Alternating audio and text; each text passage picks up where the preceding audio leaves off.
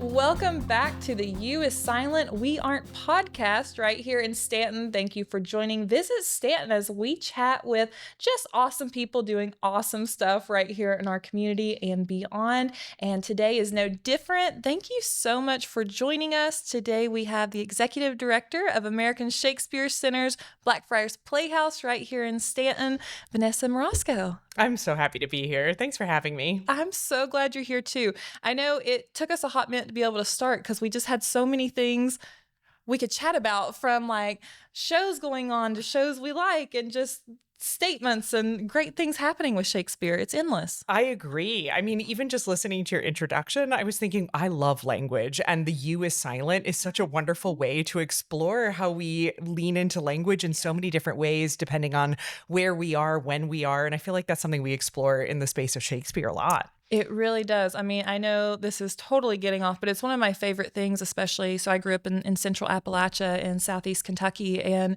the dialect everywhere you go around the country is so different, but there's such a special nuance to that Appalachian sound. And there's a lot of studying done of okay, how'd that sound come to be, and how the mountain range around you, even geographically, can preserve a language dating all the way back to Shakespeare. It's fascinating. I love that. I love that. I love it. So we are going to talk more about that and how Shakespeare really does play a role in that evolution of art and style that we know today. But before we do, I would love for you to share a little bit about yourself, about the work happening at American Shakespeare Center for those that don't know this amazing space. Can you tell us a little bit about that, and then also yourself? Absolutely. So American Shakespeare Center, it's an extraordinary space. I love it so much. The company itself is really focused on not exclusively being a production house, but also being a center, a place where we explore not only plays, but also education, community engagement, the sort of a center of discovery where we can really come together and have these conversations inspired by Shakespeare. But the Playhouse itself is an amazing place. So the Blackfriars Playhouse is a recreation of the original Blackfriars Playhouse, which used to exist in London before the fire of London. So we don't have access to that space anymore, but here in Staunton, Virginia, we have the world's first recreation. And what that allows us to do is to really explore as theater practitioners, as scholars, we get to explore the staging conditions and the rehearsal conditions and the performance conditions under which Shakespeare's company practiced. And they seem really revolutionary to us in modern times. So an example would be practicing in shared light. So if you walk into the Blackfriars Playhouse, first of all, you're walking into something that feels like it's out of Elizabethan England. Magical. Right? I mean, when anybody walks in, it really is like an oh my gosh, moment. It's amazing. Yeah, I mean, it's a stunning space. I remember the first time I walked into it. And so I probably should tell you this, but the first time I walked into the Blackfriars Playhouse was actually when I was an actor on the stage.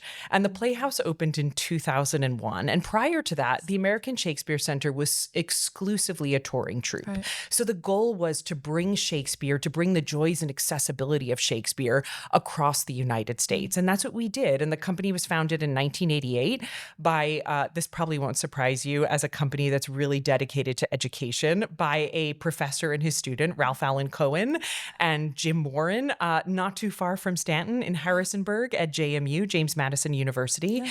And founded there, they brought the work of Shakespeare and explored his practices with contemporary audiences.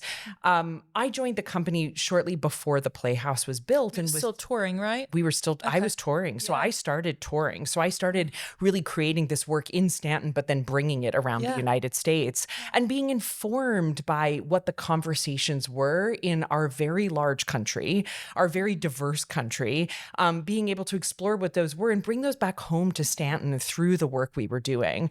And when the Playhouse opened in 2001, I was one of the first performers to come into that space and experiment with it. And I remember the first time that Ralph and Jim brought us into the space because they gave us a really fun way of going in, which I would love to invite patrons to do sometime, which is that we came up through the backstage area. So when we first entered the space, we entered from the stage door on the stage. And that meant your first steps were into the space itself, right? 50,000 square feet of white oak, locally sourced in Virginia. It was it's an extraordinary space. It really is. Can I ask you real quick? I am curious, and I don't think I've ever asked you, what was it like taking Shakespeare around the country? And I'm assuming you've performed in all different size communities and areas. And I don't know if you guys perform more at educational facilities or theaters or where you normally went. But what was that touring experience like? So it was a mix of venues that we performed at, but I would say the majority were universities and colleges. Okay. So a lot of it was, and it intersected with education. So as a performer, we were skilled and trained not only to perform Shakespeare but also to teach it, and to teach it in a way that is not about the way we tend to receive Shakespeare in a traditional English class, right, where you're reading it. Which, of course, I mean, I imagine if Shakespeare were here today, he would ask, "Why are you reading my plays at a desk like this?" Yeah, why are you printing it, right? Because we're even talking about moments before, just just as the printing press is even arriving. So you're talking about a time where the plays are not meant to read,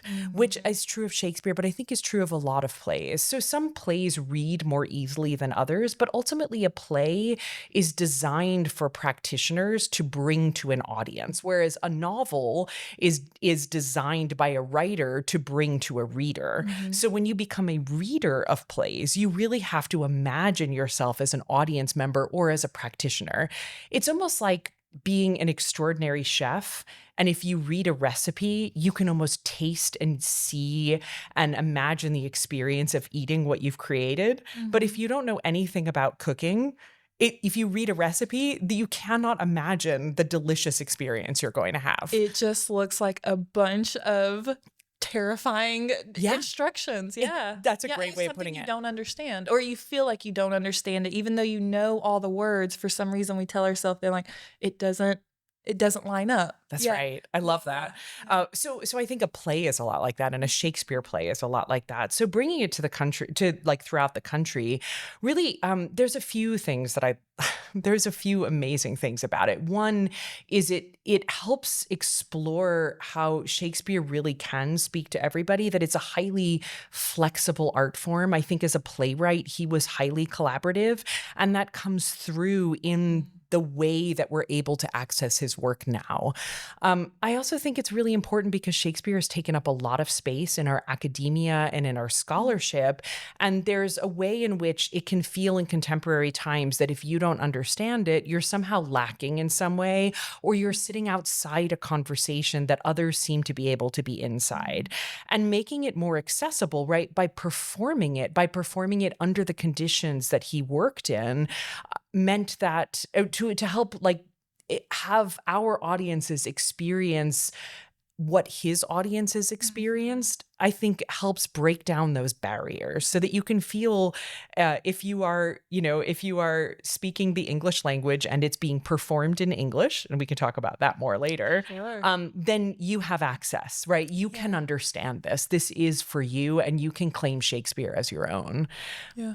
Yeah, I love how you've said that too. And even I think the very fact that this facility is in Staunton, which is an incredible community, but we're a town of 25,000 people. We're located in what we describe as a rural area. And even though the arts are extremely important here, like the fact that this type of space is here and not in a large metropolitan area, I think speaks to that very notion in many, many ways. Because a lot of times there is all of a sudden this fear that you can't be a part of Shakespeare or see it or enjoy it or digest it even correctly if you don't have a certain education level, or there's just whether it be education or economic status or whatever it might be. Just a lot of times there's this perception of that. And what I love so much about Blackfriars being right here is that really turns it up on its head. And you guys really have approached it of it's not just we love people coming in and visiting, and they come from all across the world to visit this space, but it also is very much a heart point of the city itself, of Stanton, and I think the way you explain that is just it really faces that head on too. Yeah. When I first returned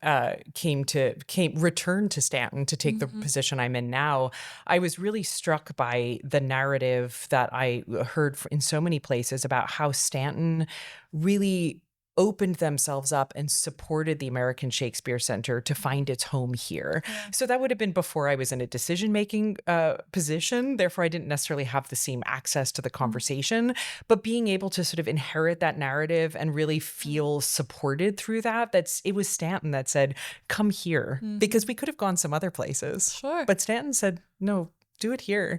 And it's amazing because I think that that means, like you said, that there are people who come from all over the country and all over the world, because it is a world famous space, Mhm. to see it, and therefore also get to experience Stanton and the Yeah. culture that is so exciting and thriving here.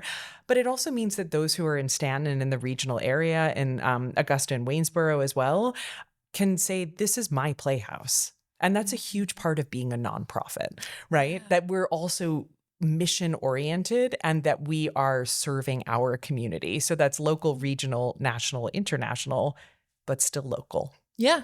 Service by Shakespeare. Yeah, I Yeah. love that.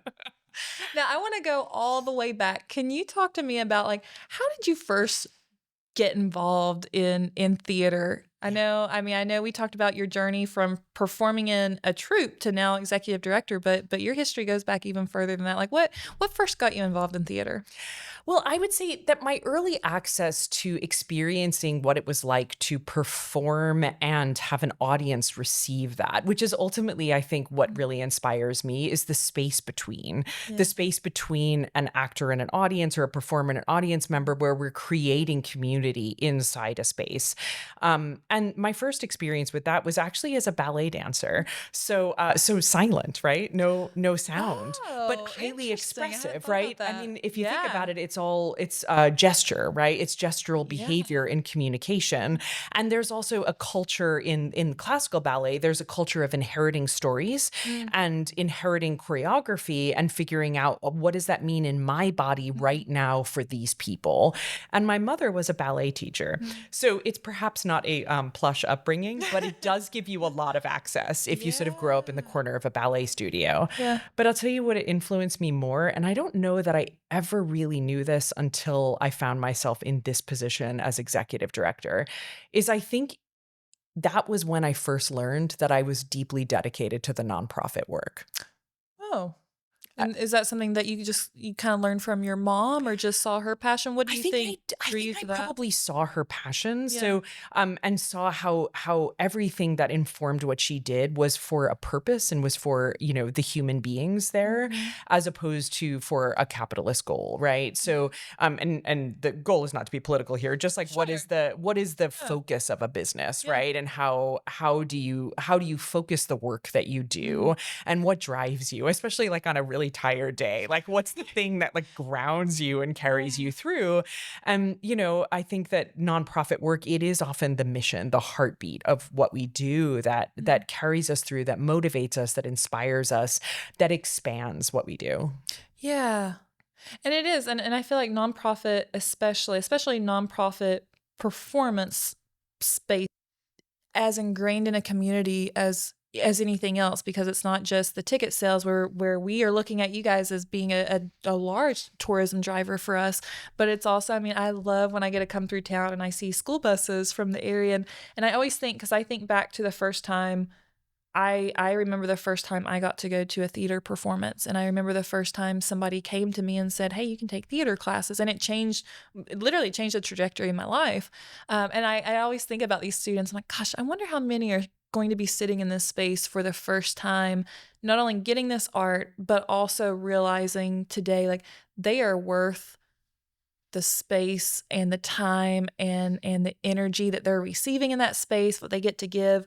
And I know that's very in depth on it, but I just think it's so powerful. And you said a statement once that I thought was just so spot on, and I hope I remember it correctly. You said, theater is a radical act of community. I do stand by that Yeah, statement. can you talk about that? Theater is a radical act of community. Yeah. I think to be able to gather together is an extraordinary act. Mm, So theater brings us together in shared space, and in the case of the Blackfriars Playhouse, in shared light, mm, right, where the lights never go down on the audience. So not yeah, only can the audience see the performers, but the performers can see the audience. And because we're in a thrust space, which is three mm, quarters, as though the stage were thrust into the audience can see each other, which means we're really having a shared experience of a story.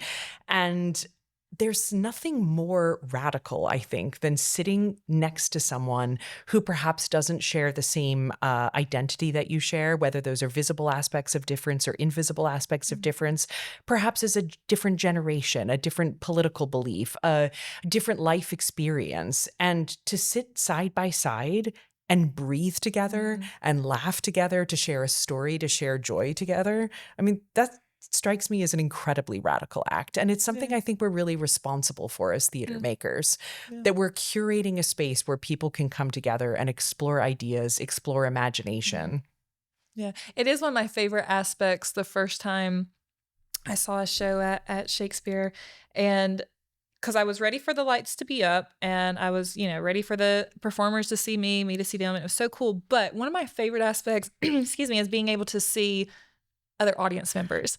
I love it. I love it so much. And because it really does enhance the overall experience getting to see others digest something. I'm like, is it the same way I am? Is it different? And like, how did they it's one of my favorite aspects. And I think it brings an experience that is often not had Yeah. simply because of that dynamic. Yeah, we often, I think in conventional contemporary theater, we turn the lights off on the audience, right? Which is a later invention than Shakespeare, right? It comes with the invention of lighting. Yeah. And so in doing that, now we create a lot of things out of that, right? There's in contemporary conventional theater, there's lighting designers, Mm, which, help tell the story through the visual sure. aspect. There's usually a proscenium theater where something's experienced in two Mm, dimensions. But as we have an increased experience to be audience, even in the comfort of our own homes, if we're watching something on a streaming channel, mm, right, that sort of a thing, we can experience this on a regular basis. And the more we have access to that, the more special I think it is to come together yeah. and see and share the experience with others. Yeah. Let me ask you, how do you guys approach, Staunton is a very historic and artistic town, but there's already even within our community, I think, a great dynamic. I mean, if you walk through town, the architecture is so incredibly captivating because of its historic nature. But then what I love is like within this historic nature, I mean, just walking from one end of Beverly and where Blackfriars is at to the other end of Beverly Street, you'll pass four galleries, you'll pass four bookstores, you'll pass shops, you'll pass literally performers on the street. And so there's even within our community this great balance of historic and modern. How do you guys approach that the nature of Shakespeare with the continuing development and modernization of art? How do you guys approach that? I feel like Shakespeare is a container for the conversations that we want to Mhm, have, a container for the experiences we want to have. So when we're approaching Shakespeare, we're looking to make a play mm, inspired by Shakespeare, and you will hear Shakespeare's words, but mhm, it's for a contemporary experience, right? So mm, when we're looking, I think that when we talk about original practices or practicing inspired by some of Shakespeare's staging or playhouse conditions, it's really tempting to think about museum theater, and that's mm, definitely not what we do. We're not trying to recreate something that Shakespeare's audience would have appreciated. We're trying to recreate an experience for our audience that maybe is similar to the joys that his audience had. mm, So part of that is really enhancing accessibility. So an mm. example would be we use live music, all live and unplugged, which is Yes. kind of amazing, Oh, right? it's Because I so think in our great. modern world we have very limited access to acoustic music, Mhm, and there's something really special about acoustic music, right? So obviously Shakespeare. So during Shakespeare's time, there were musicians that played frequently. Often, lots of research says maybe it was between acts. There's certainly music written in his shows where you have a character that's playing and singing. So music was a huge part of the oral experience in Shakespeare's plays for his audience. So we want it to be for our audience. Yeah. When it's live and unplugged, it has a really special impact because you not only hear the music, you actually feel the vibrations. So you're having this extra impact of it's almost like as an actor, if I'm playing the guitar and I'm playing you, an audience member, as part of my instrument, right? You're part of the extension of what I'm doing. And our music is not trying to recreate what was contemporary for Shakespeare's audience. It's trying to recreate the experience of contemporary music for an audience. It is so And so cool. we intersect, right, the contemporary music with our audience. So we think about like, what is our audience experiencing? What is the play about? What songs inspire us that sort of fit into that world of the story of the play, or how maybe we want to kind of create this community to experience this story. But we also think about like the different generations that are in our audience, and maybe like what are songs that take you to a moment where you feel a certain way.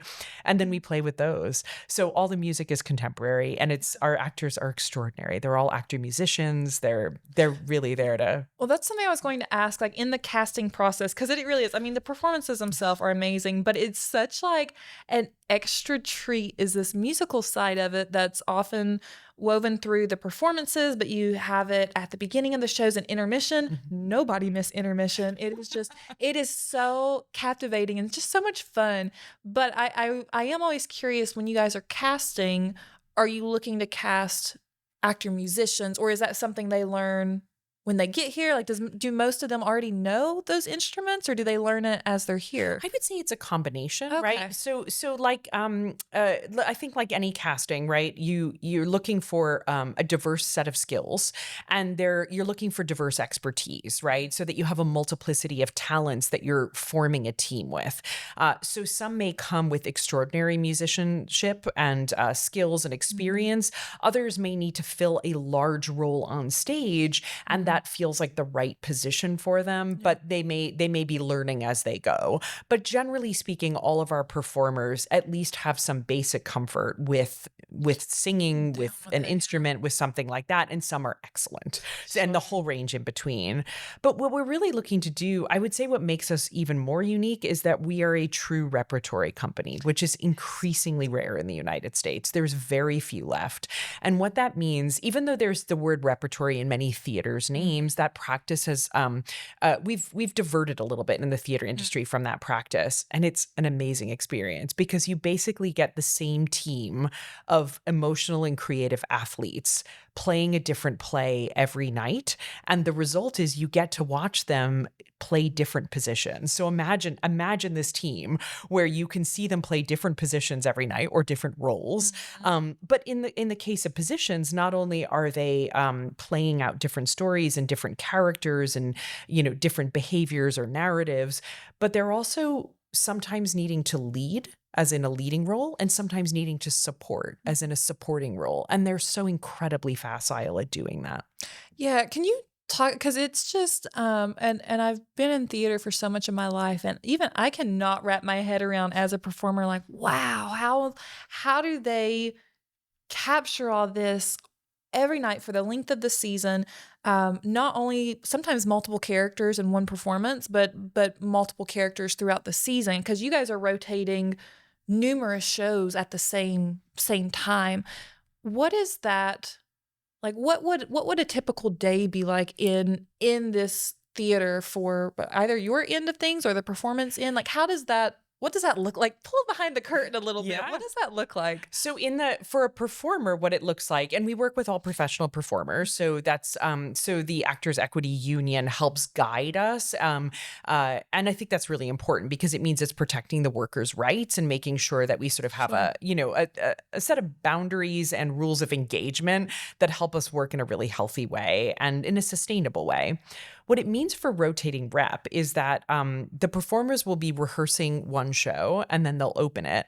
But as soon as they open it, they'll be rehearsing the next show. So it's not an uncommon experience to say, be rehearsing, I don't know, A Midsummer Night's Dream while you're performing Julius Caesar at night. So you may be playing the Fairy Queen during rehearsal, but then suddenly be playing, I don't know, Cassius in the evening.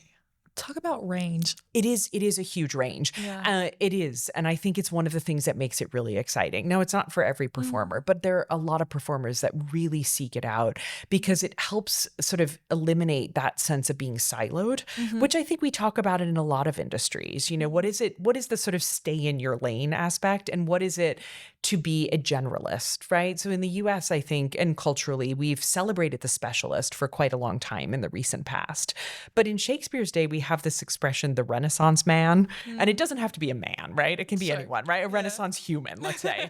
But I think that there's something about rotating rep that really celebrates the generalist, celebrates the Renaissance human, the Renaissance practitioner, because they're getting to express themselves across their multiple skill sets. I mean, from a workplace perspective, especially in my role, what I see is it relieves a lot of burnout. That you're not doing the same thing all the time. Yeah. You're getting to exercise different parts of you.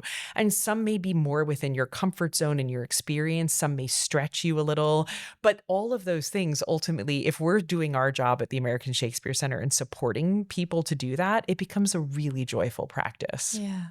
I am curious about your personal experience because, you know, you're talking about the aspect of taking care of the performers and you really do get that essence here of so many people stay or return. And so even yourself, what has it been like going from, I mean, you've kind of seen every side of it now from at one point in your career, you were touring and then you were with the very first team that opened up the physical space and going on and having a long career and now returning back in this executive role. What's that been like going from a performer here at one stage of your career to then coming back and choosing to come? I know you relocated from New York where you really created a base and a home place right there for a while. What was that process kind of like? You know, it's so interesting when you describe my journey, it sounds like a really clear line, like I had a plan all along. It never but is. it It's never like- felt like that. That's how I always feel too about myself.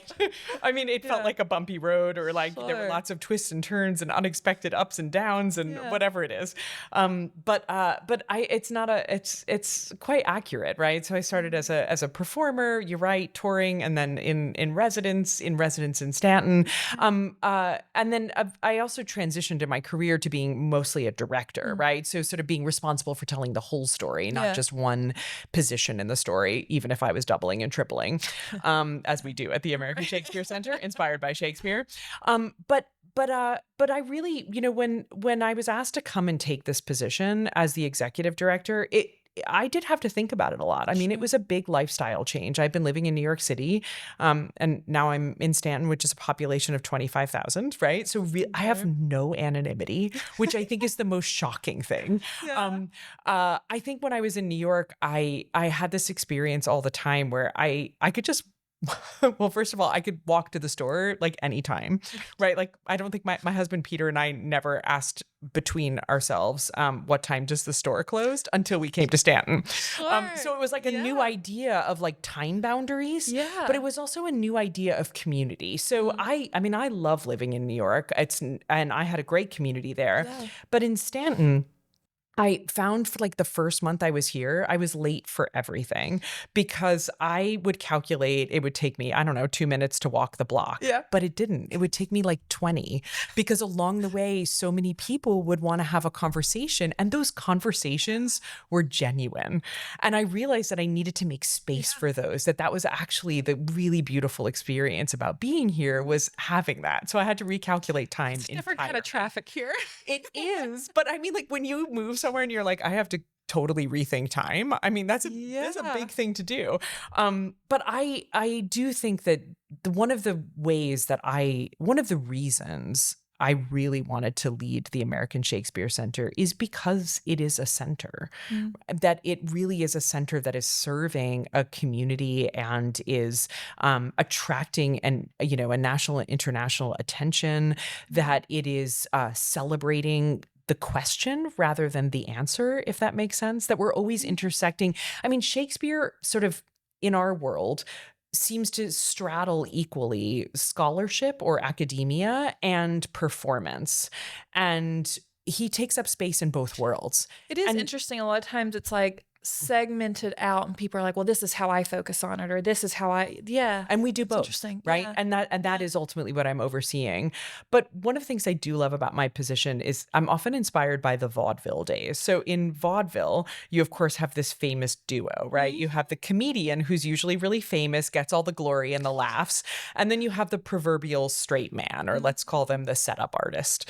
So their responsibility is to set up the comic with like just the right music so that Yeah. they can really land their punchline. And I feel that's what my role as executive director is I'm partnering all these comics, and they're very different. It's Yeah. not just the actors on stage, it's our director of education, it's our founders, it's our director of marketing and development, it's everyone in between. And my goal is to partner all of them to success, whether they're trying to land the laugh, create the exciting moment, take a risk, and be successful. Yeah.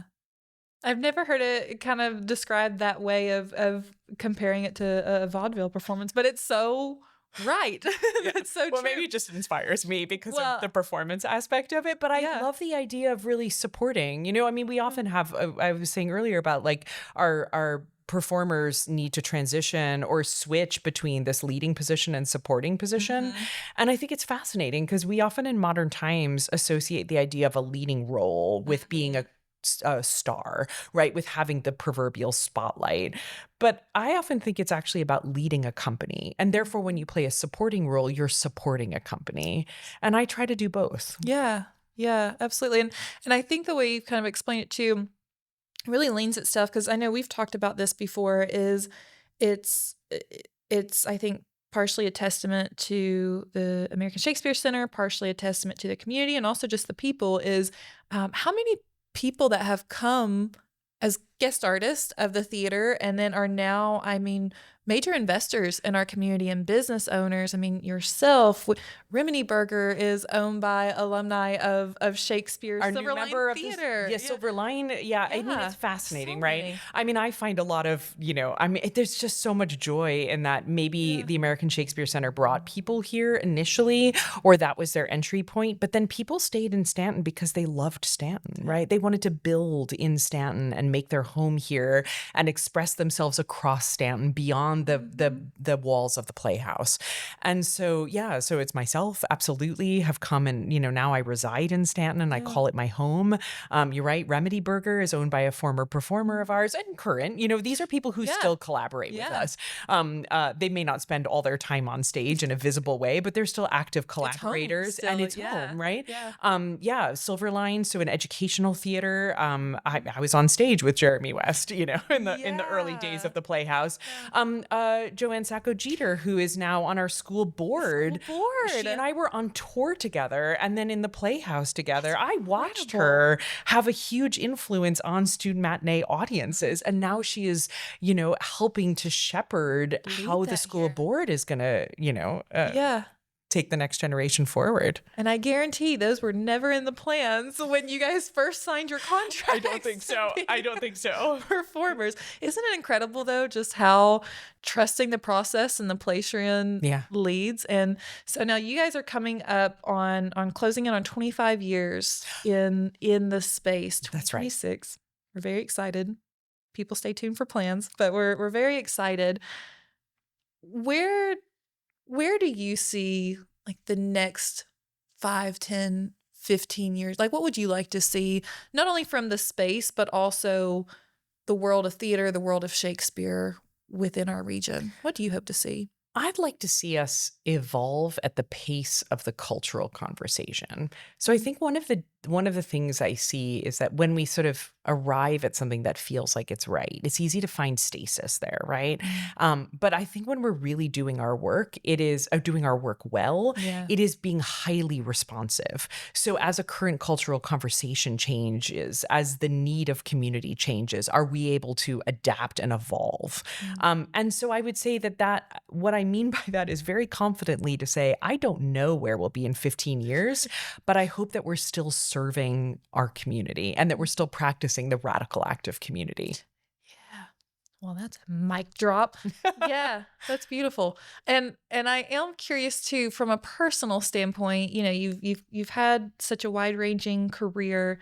Are there any lessons along your journey that have really just stood out and stayed that you feel like have helped shaped how you approach your work or share with others in your work? I think one that I return to a lot is to always seek out the best idea in the room, Mm. no matter where it comes from. Mm.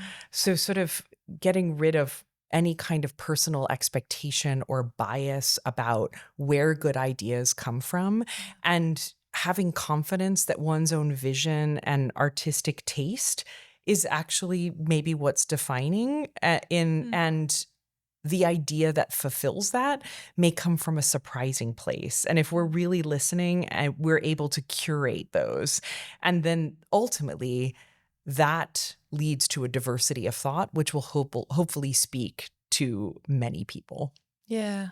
to the best idea in the room. That's what Yeah. I'm always looking for. Yeah. It doesn't have to come from me. Right? Anywhere. Anywhere. All right. I'm going to go ahead and plug my random coffee mug. I brought this. I love it. I keep it on my desk, but I brought it just for this meeting. This is my Shakespeare Insult mug. I love it. Kind of contradicts the idea that we are the nicest place in the world. So we won't say it, but we love reading it sometimes.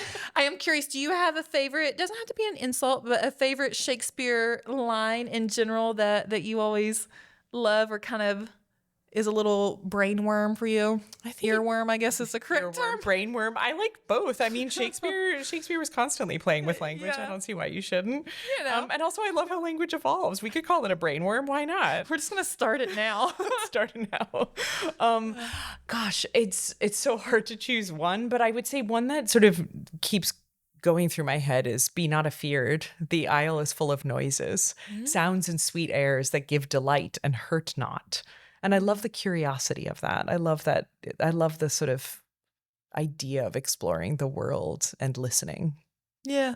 And how much we find when we do. Yeah. And we also encourage traveling the world here at Business Stanton. But yeah, I love that one. What do you guys have coming up that you hope more people know about or put on their radar? Anything in particular you're looking forward to? Well, I'm really looking forward to all of our seasons. So we do perform in 4 seasons. We have a spring season, summer, fall, and a holiday season. And so our spring season is, again, in rotating rep. We've got King Lear, Little Women, adapted by Erin Riley, who's a regional playwright, who's adapted this play for our space. World premiere. Fantastic. Blackfriars. I mean, she's a Shakespeare in our time, right? Writing for the stage about a famous story for our audience. So King Lear, Little Women, and Comedy of Errors. So there's something for everyone in that season. And this summer, we're really looking forward to Sense and Sensibility, adapted by Emma Whipday, also written for our space, and The Winter's Tale. Nice. You've got a good season coming up. So people can pick up season passes, individual passes. I also highly, highly encourage as people are visiting Stanton to take the tour. That's great. And enjoy. There's talk back moments on certain dates and times. But it is one of the most incredible tours. And your educational leaders do such a great job of, oh my goodness, it is an incredible time. So I highly suggest that. I love that you mentioned that, because sometimes people come to Stanton and there are many experiences they want to have and maybe can't stay for a whole show, or maybe they feel like that's not the right timing for them or the right length of time. But we do have Playhouse tours where you can come in and see the Playhouse, hear about how we do what we do, and really have a true experience there. And some people come and take the tour and see a show. But if you only have time to take the tour, I'd say don't miss it. Yeah, absolutely. Thank you so much. And I'll share this too before we go. I debated on it or not, but I know I've shared this with you. So when we first moved to Staunton, and it was just so encouraging to hear how many of our partners, when I say partners, I mean all of our attractions and businesses and stakeholders and just people that care about what we do here in Staunton, they're our partners. Everybody was just so eager and excited to come to the table and share what we're doing here in Staunton with the world, but also to take a step back and say, how can we take our product as a community and lift it and make it better? And I was just so captivated by the engagement that we have here internally from an office and department. And I always say you can really measure how serious people are on that when challenges come and when problem solving comes. And several months ago, we were filming a new project, and we were super excited, and a million different moving parts. And 30 hours before shoot time, we had a major conflict of scheduling with our performers, our actors for that. And it was one of those, I'm like, I can't solve this one on my own. I think it was like closing in on 10 p.m. I'm like, I know who can though. And I immediately reached out to our theaters and I said, I can't solve this. I need help on this one. And I am not kidding. Within like 45 minutes, we had an entire family put together, and not a one was related, and you would have never known it. And it was such a great day of filming and shooting 2 days. And I'm like, man, we're in a good place. It was such a great aha moment, especially for me. That when it comes to problem solving, like how quickly it was done, how much joy came with it, and it worked out so well. So thank you, because you brought it home on that one. So thank you for being such a great partner to us. Thank you for the work you guys are doing at American Shakespeare Center, and I can't wait for all that's to come. Thank you. Thanks for having me. Thank you. Thank you guys so much for tuning in. As always, make sure if you like what you hear, give us a great rating. Hit that 5 stars, give us a thumbs up, share with everybody you know, and continue to tune in every 2 weeks to the You Is Silent, We Aren't podcast. We'll see you guys next time here in Staunton.